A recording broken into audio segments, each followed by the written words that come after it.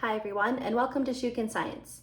In this video, we'll talk about the three main types of cells that tend to circulate throughout our bloodstream, beginning with, of course, red blood cells. Now, red blood cells are what give our blood that red color, and they are sometimes also known as erythrocytes. Red blood cells are unique because they actually do not contain a nucleus. Now, of course, as they're developing, they do have to have that nucleus because the DNA will tell them to behave like red blood cells. But then when they go to our spleens to mature, they undergo a process of enucleation, which means they then lose their nucleus. And that is actually a very helpful adaptation because the lack of nucleus inside of these cells allows them to stay very, very tiny. Our red blood cells are so small that we can pack in a lot of them into our bloodstream. Even our smallest blood vessels, capillaries, can contain lots of these erythrocytes. Not only can they stay teeny tiny, they can also bind larger proteins known as hemoglobin. And hemoglobin is what allows erythrocytes to bind to oxygen. So that is the main role of our red blood cells, is to use that hemoglobin pigment to bind oxygen and then move it around the body and release it as needed so that our cells can actually use that oxygen.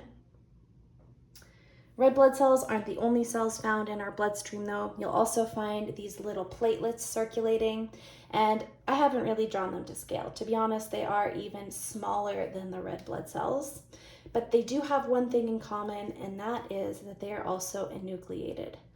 Platelets, being so small, also lack a nucleus, and their main role is to initiate the blood clotting process.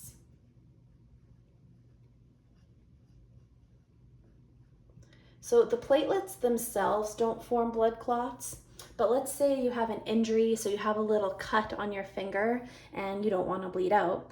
Well, platelets will rush to the site of that injury and then they'll basically just burst open. They're very tiny, very delicate cells, and when they bump into one another, they burst open and then they release a bunch of enzymes into your bloodstream. Those enzymes will initiate a series of chemical reactions involving a protein known as thrombin and fibrin, which will eventually form a clot. So they initiate the blood clotting process, which really just prevents us from bleeding out and allows us to heal more quickly after injury. And then, of course, we have the white blood cells, which are also known as leukocytes. Under a microscope slide, you'll notice white blood cells are massive compared to platelets or red blood cells, and they also contain a nucleus. Now, there are a number of different types of white blood cells. The ones that we need to be familiar with are the categories phagocytes and lymphocytes.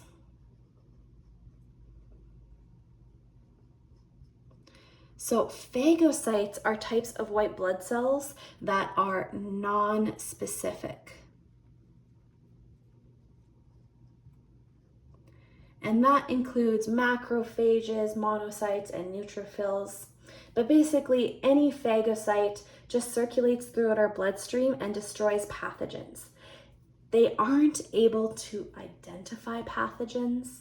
So for example, if the COVID virus gets into your bloodstream, a phagocyte won't know that that's COVID-19, but it will know that it's not your cell, and then it's going to go and destroy it to the best of its ability. Lymphocytes are types of white blood cells that are specific. And so lymphocytes actually recognize specific pathogens, and then they signal phagocytes to come and destroy that pathogen more quickly. Either way though, both play an important role in our immune response.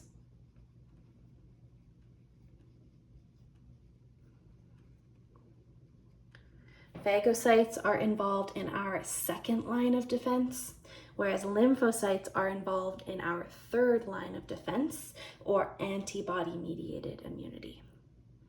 So those are the three types of blood cells. I hope that was helpful. Thanks, everyone.